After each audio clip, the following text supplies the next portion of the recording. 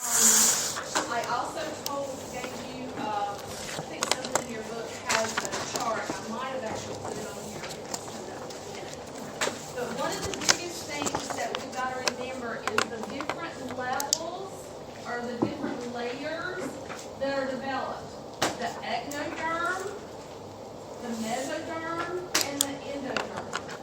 With each one of those germ layers, something is developed in the fetus.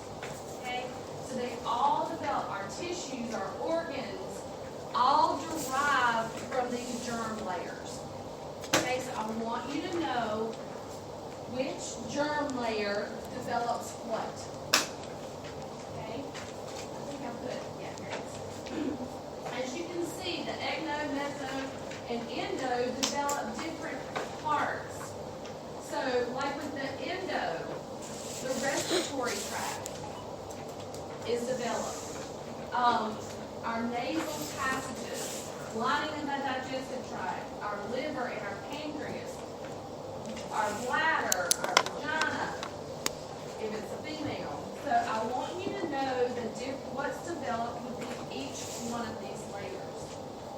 It does make a difference when you realize that when a baby's born and they have an issue with one of these areas, then it's because of the developmental process of one of these germ layers. Okay? Alright, so another thing that happens inside there is called the embryonic membranes. You're going to hear these terms throughout the whole time we're talking about pregnancy and when the patients go into labor, because there's a disease, or there's not really a disease process, but maybe a disease process. There's something that can happen with these two membranes throughout the pregnancy and labor and delivery. I'll talk about that in just a minute. But there's two forms, the chorion and the amnion. Those are two of the membranes that are formed. And their job is to protect that fetus. So can you imagine, you know the uterus is a muscle, right? Mm-hmm. You know that that's a muscle. So can you imagine how thick it's got to be, those two membranes, to support that baby when the mom's pregnant? It's got to be very, very thick.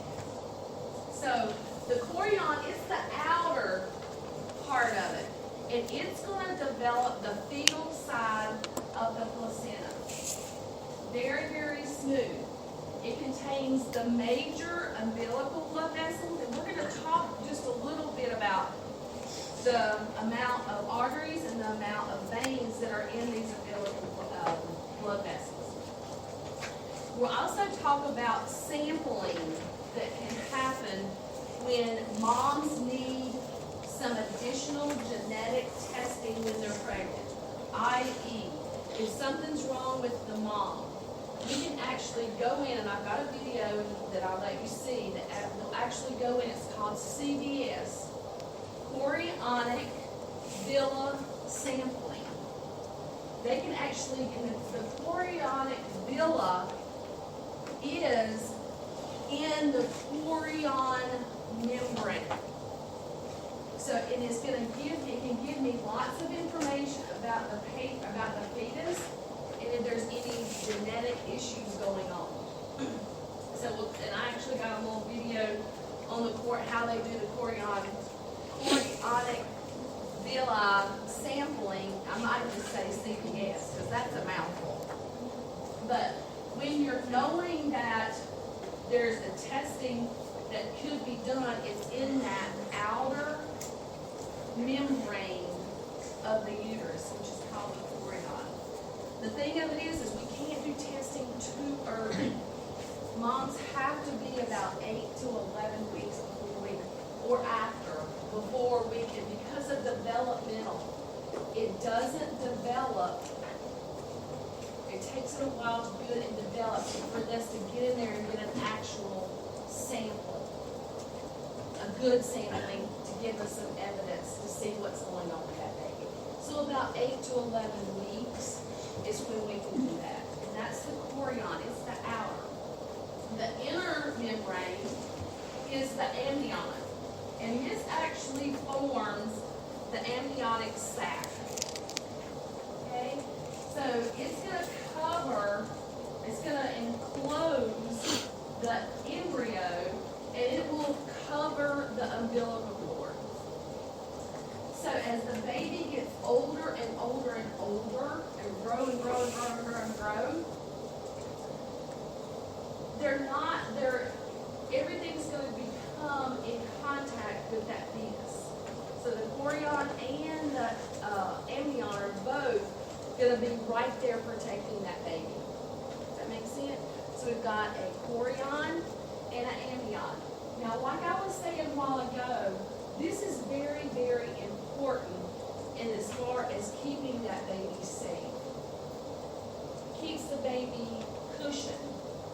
So what happens is a lot of times when mom's membranes, we'll talk about that in a little, when we say the word membranes, well, the chorion and the amnion are the membranes that we're talking about rupturing. Now everything is held inside with all that fluid. So what can happen a lot of times is moms can start leaking that fluid. Or when their membranes rupture, it's vital that we make sure that we don't have a baby, or we don't have that baby staying there for a long time. Because what can happen is that chorion and that amnion can develop infection. So when you have a mom that breaks those membranes, the chorion and the amnion, we've got 24 hours to get that baby out. Because the barrier from the outside world is now broken. So infection can go in there. You will see moms preoperatively have chorioamnionitis, which that verbiage means that their chorion and their amnion are infected. What do you think one of the biggest signs, or the first signs that we're going to see with mom when she starts getting her membranes infected? Temperature. Absolutely. That may be sometimes the only sign that we see. We may not see anything else but her just, she's not going to hurt because membranes rupture doesn't make her contract. Okay? But we're going to see temperature. When would I really get worried? Mom's running a fever. When would I really get worried about the baby? What do you think the compensation would be for the baby? Baby's heart rate's going to be elevated. And I'm talking 180, 190, 200 beats. So when you have a mom whose membranes are ruptured, and it goes for a long time, you know, the chorion and amnion, she gets infection, she gets fever, you better be watching that baby, because when he gets tacky or she gets tacky, then that means that that baby's getting infected too. And we gotta get that baby out. Okay? I knew this was gonna be very difficult for me to teach this phase of pregnancy, because I always want to take it to labor and delivery. So if I do that, I'm sorry. I'm trying to keep it in antepartum, but it just always goes to labor and delivery. So you'll just be more educated when Ms. Ford gets in here and teaches about that. But I think it's really important that you understand that, yes, these two membranes are very important as far as protecting and supporting that baby. But yet, it's through the whole pregnancy. Okay, it's not just at the beginning, it's through the whole pregnancy, and we've got to make sure that this is, mom doesn't get infected. All right, amniotic fluid. This is really like, I need to start. Because I tried to be colorful. All right, so the next thing we're going to, does anybody have any questions so far? Membranes. You're going to know the germ layers, amnion, chorion. Alright, so the next little thing, I told y'all that this is more of a it is what it is. This is developed, this is how it does, so I have a hard time sometimes because I like to tell stories. I like to get my stories in here. This is just pretty straightforward. Alright, so our amniotic fluid, major issues, or functioning, I guess I should say, for my baby. Each week, the fluid increases more and more. As the pregnancy gets on, as it continues, more and more and more. Babies, the changes in the fluid happen daily. Babies actually swallow the amniotic fluid, and they actually urinate in the sac. Okay? So they are actually swallowing when everything gets good and developed. They're going to drink that fluid. It's going to go through their urinary tract, and they're going to pee it out. I know sometimes when I first started learning about this, I was like, oh my gosh, my baby's drinking its pee. And really, it is drinking urine. So one of the several of the functions of the amniotic fluid is going to maintain that baby's temperature, or a normal temp, because we don't want mom to get infection, because if they get infection, then that temperature may cause problems for the baby too. So that amniotic fluid helps keep that temperature stable throughout the pregnancy. Of course, it's our source of oral intake, getting rid of waste, because the kidneys are going to start getting rid of the waste even in the embryonic phase. They're still going to be there. It cushions the baby. I know one of the biggest things that I worry about moms when they're pregnant is falling. Because, and we'll talk just a little bit later, if not today, about the center of gravity of moms. When they start getting that belly, their center of gravity changes. Have you ever seen them walk like pregnant women walk like this? Well, that's not a normal, way to walk. So the center of gravity is changing. So I worry about moms falling a lot. And then I get reassured, oh my goodness, if she does fall, at least she's got that amniotic fluid in there to cushion the baby when she does fall. So it's very, very important to know that that's cushioning it. It also gives them an opportunity to move. I mean, how many of you have been pregnant and you felt like your babies were doing calisthenics? We want them to move around because that's going to help in their development of their muscles. So we want them. So this amniotic fluid helps us to be able to, or helps that baby to be able to move freely in utero. All right, when the fluid is actually alkaline. Now here I go into labor and delivery again. Sorry, but the moms come in and their amniotic fluid is ruptured, or we're worried that the moms have ruptured membranes.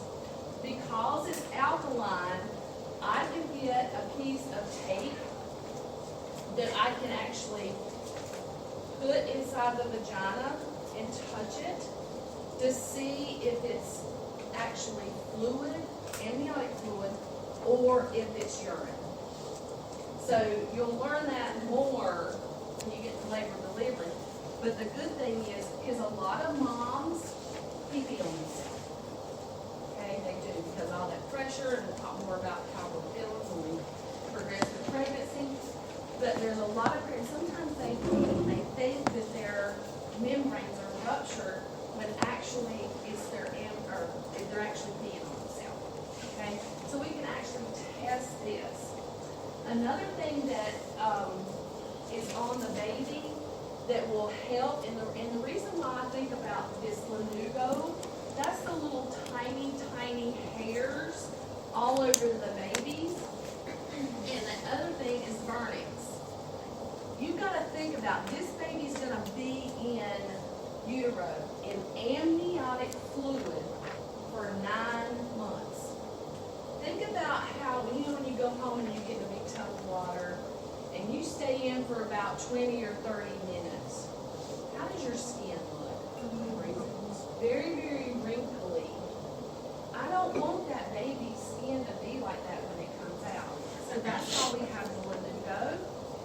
that's why we have the vernix on the baby to protect their skin, because they're gonna spend 9 months in that utero. So, let's talk about 2 different things that you see with a disorder when we're talking about amniotic fluid. Your book in the assigned readings did not really go into detail about these 2 disorders. So I have a little bit more information for you on these 2 different disease processes, because I think your book should have went in a little bit more detail. All right, so let's look. Y'all know I don't usually have notes. I usually just run them out. But I was researching this. I was like, your book doesn't go in detail enough about this. And I think this is really important to know, because through assessing our moms when they're pregnant, you may be the first one that picks up that they don't have a lot of fluid, or they do have extra fluid. So one of the disorders associated with that is oligohydramnios. It's a very, very hard thing to say. Oligo means that there's not a lot of fluid. There's less fluid in there. Can anybody tell me, we're usually about less than 400. Can anybody tell me, just by critically thinking here, what do you think would be a problem with the fetus with oligo? Development of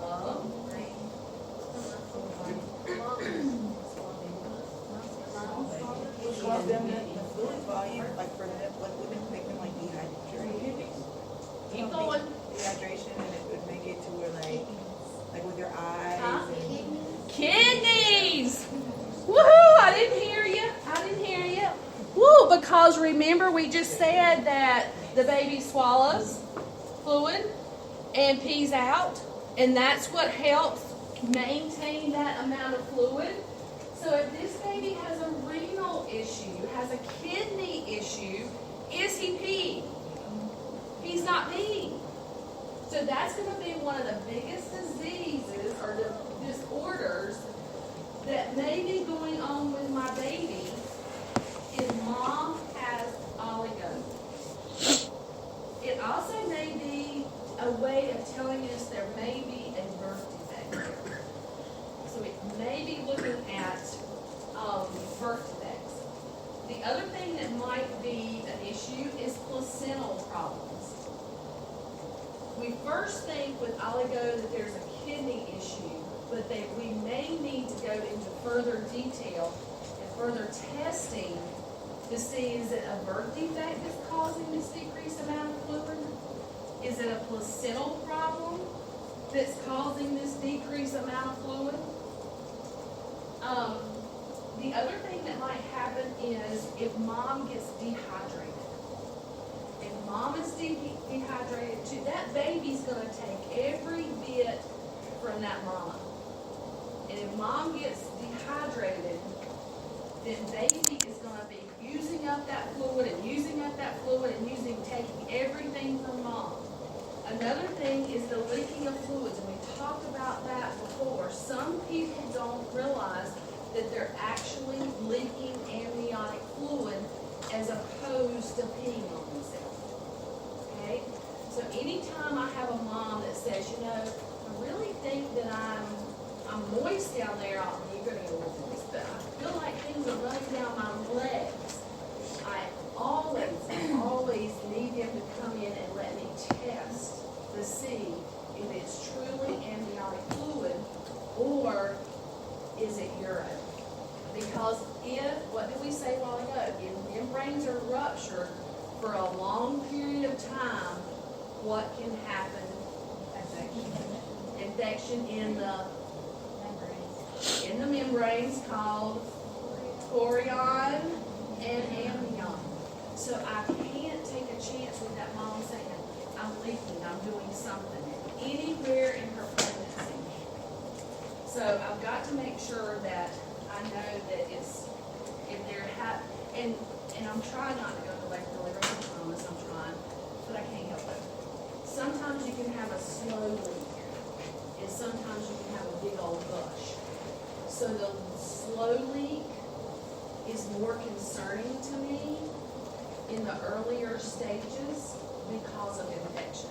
So if mom, actually, as far as teaching and stuff, if you ever feel like you got a big gush, there's no time to wait.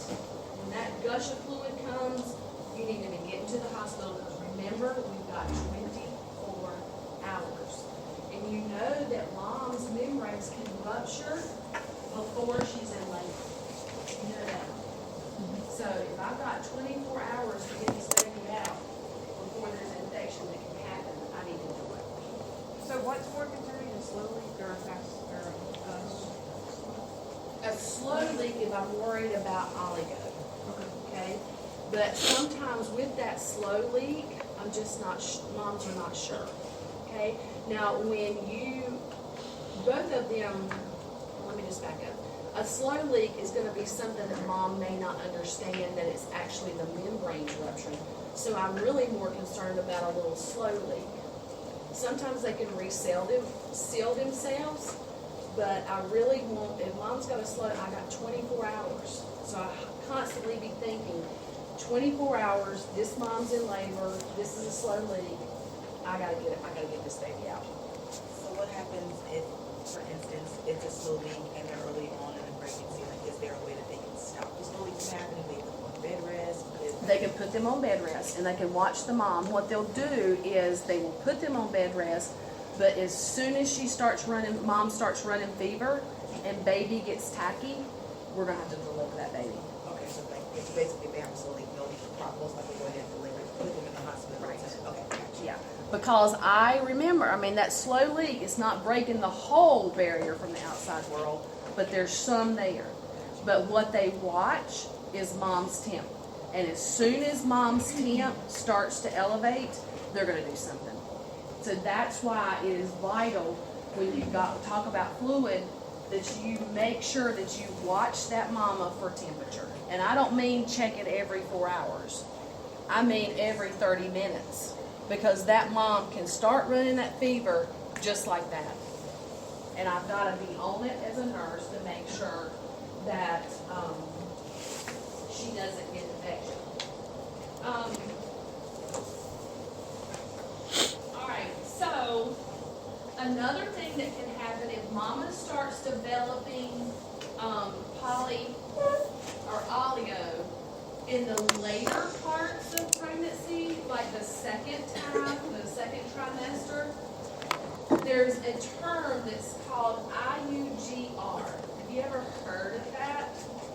Inter-uterine growth restriction. Now you may still see some terms saying inter-uterine growth retardation. That's what it used to be called, IUGR. But we didn't like the retardation. Because when we teach mom and we say, you've got an inter-uterine growth retardation, what is she thinking? My baby's retarded. And that is not what's happening. What is happening is that the growth in the fetus is stopped. It's not growing anymore. So you would expect to see a very small baby, very skinny baby, not a lot of what? What kind of fat? Subcutaneous fat, but it's brown fat. Have you ever heard of the term brown fat? Brown fat is what babies are born with that help keep the baby warm.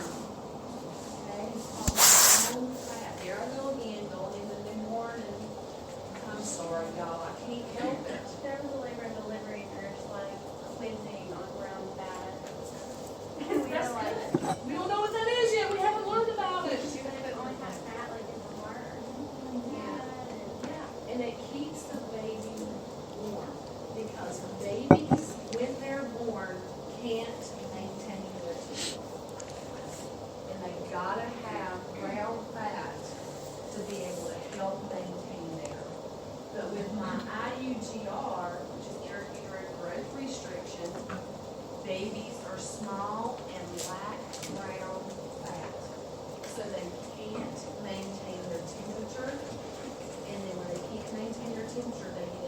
lots of trouble, i.e. especially respiratory issues. So when you have an IUD, you don't bathe them for a long No, time? no. Those are babies that we will put them in, keep them in a warmer, and we may have to put them in an isolate because they cannot maintain their temp by themselves. And those are ones that you better have a hat on at all times. You know why we put hats on babies? They're going because that's where they lose their temp, they lose their heat. So that's why we keep that. And those, my IUGRs, you've got to keep that. Another thing that can happen with moms that are oligo is that my baby can have meconium stained fluid. Do you know what meconium is? That is the first bowel movement of the baby. Do you know what it looks like? It looks like black tar. Black tar. So think about putting black tar in your baby's lungs. So when that baby's born and the baby is stressed and has a bowel movement inside of utero, there is a risk that that baby, when he's born, can aspirate and get instant pneumonia. And that is one of the things that's seen with oligo. Babies get stressed because they don't have enough fluid to roll around in. They don't have, and it stresses them out.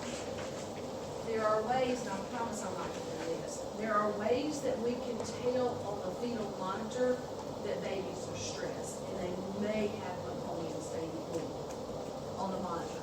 But if, here I go again, dang it, Miss Lover, stop!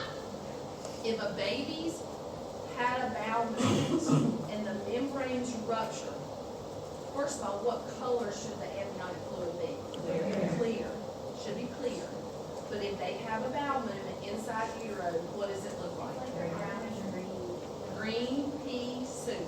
So if you think about the babies having a bowel movement inside and the membranes are ruptured and it's green, it looks like green pea soup, then we know that the baby's had a bowel movement inside utero. And it may be associated with oligo. It may be associated. All right, so I promise y'all, I'm trying to work hard, not to keep on. All right, so oligo is a pretty serious condition. Why do you think moms go in the pre-op or the pre-pregnancy stage, get ultrasounds, get measurements to make sure that they should be measuring exactly the same? We're going to talk about measurements in just a little bit. So, or I can talk about it right now. That'll be fine. All right, when I'm talking about measurements, every time mom goes to the doctor, they measure her. I know I've got it in there somewhere. I'm just not remembering.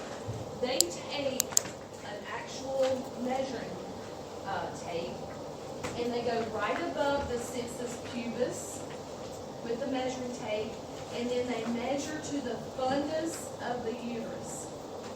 That measurements in centimeters should match how many weeks they are. So if I was 24 weeks pregnant, you might even pregnant. If I was, thank you Jesus, I'm not pregnant. So if you take the measuring tape right here and you measure 24, then you should be 24 weeks. So a patient who has oligo, what do you think the measurements are going to be? They're going to be smaller. If she's 24 weeks pregnant, according to her wheel and her estimated, then she might be measuring 20.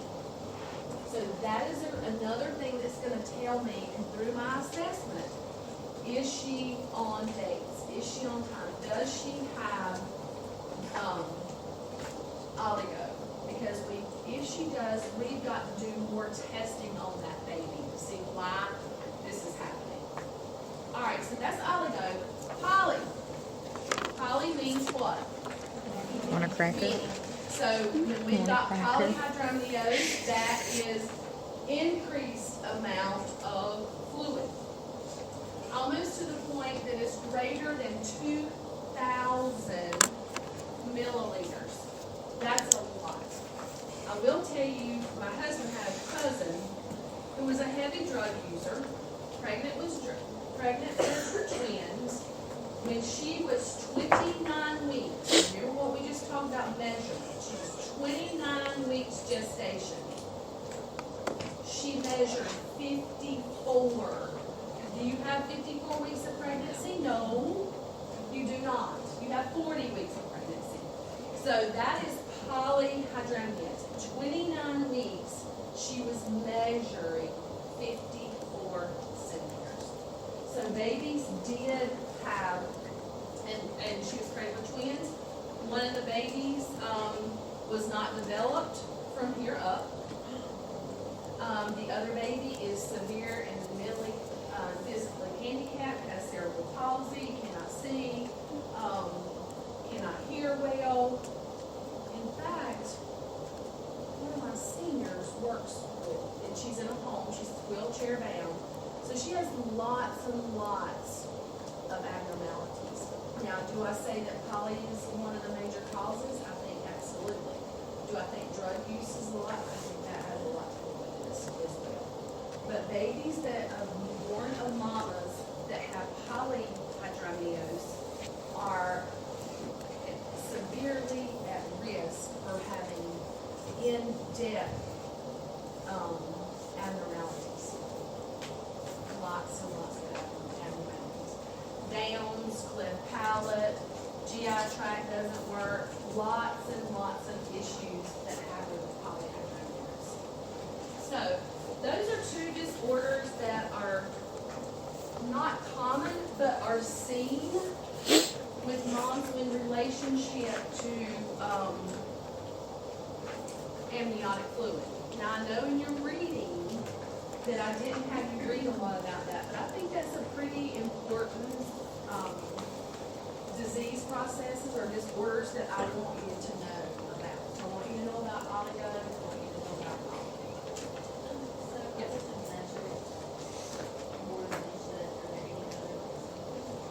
I mean, you could probably look at it and say, oh God, you look like you're having twins when you only measure 20, you're only 20 weeks. So yes, that the measurement is going to be one of them, and that doesn't mean that I'm going to stop right there because the measurement's crazy. I'm going to then keep going. So it may be one of the first signs that you see as a nurse to address to the doctor to say, look, the measurements are way off. So yes. No, but there's ways that we can put more fluid in, but not dragging it out. Yes. My patient when I was on L&D had poly, and she, like, in the suction canister had 1,600 come out.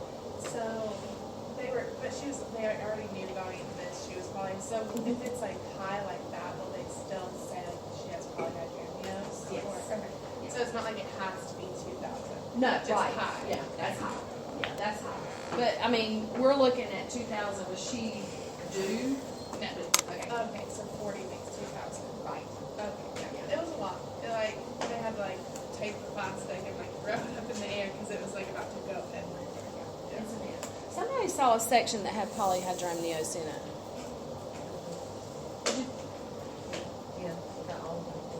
Yeah, it's a mess. But I thought somebody in the OR went. It and was saw it. Christy and me. Yeah. Okay, so you got to see one with poly. Oh, the same one you saw? Yeah, we were Okay. together. So your mom wasn't term? No, she was like 34, 33. Yeah. Something like So that. if she would have made it to 40, but why did they section her? She had already had one in the past. And this baby, he was like 9 pounds. Won't forget. He was big. He was a big baby. And he Did was you get to see it perfect. too? Oh, okay. Yeah. He was perfect. He was perfect. Yeah. Yeah. Yeah. And that's probably due to the fact that she had prenatal care. Yeah. Yeah. Probably due to a major contributing factor of her having prenatal care and then watching her. All right, Any questions about amniotic fluid? It's a lot, it tells us a lot of what's going on, and we'll talk a little bit more about our testing of amniotic fluid in just a little bit. So it's a major part of this pregnancy. I worked with a girl who had Oligo? Yes. and her baby he didn't have brain. Yeah, it's pretty intense.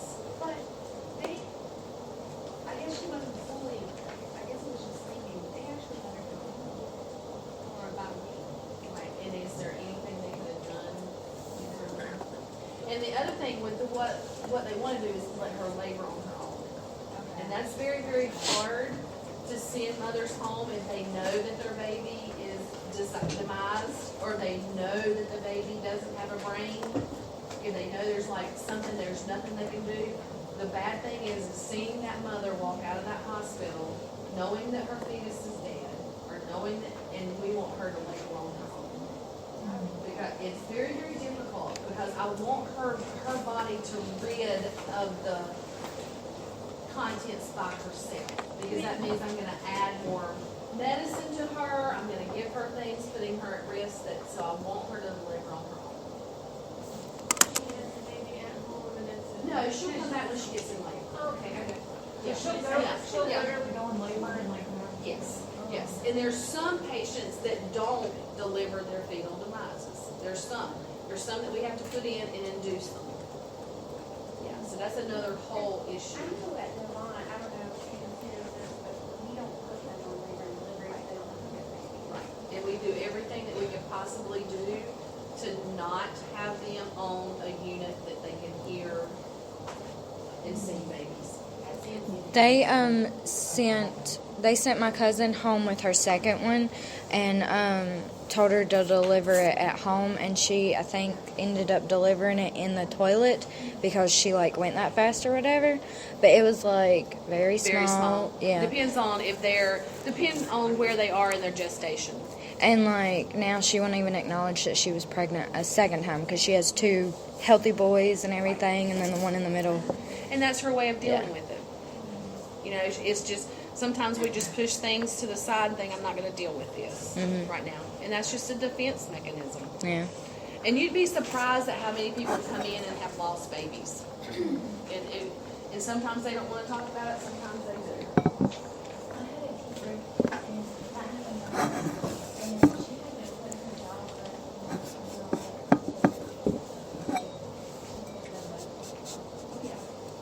And I'll tell you all the story later about me and my situation while I lived with these. All right, do we have any questions? I don't think this may be a good stopping point. And then we'll take about a 15-minute break. These things that the yolk sac does, and I think it looks like a little JP. That's the crab. You know what I'm talking about? The dragon, the little ball. I think that's what it looks like in the pictures. It sort of looks like that. But the biggest thing that it does is it works with the red blood cells. And it acts as a liver for the baby.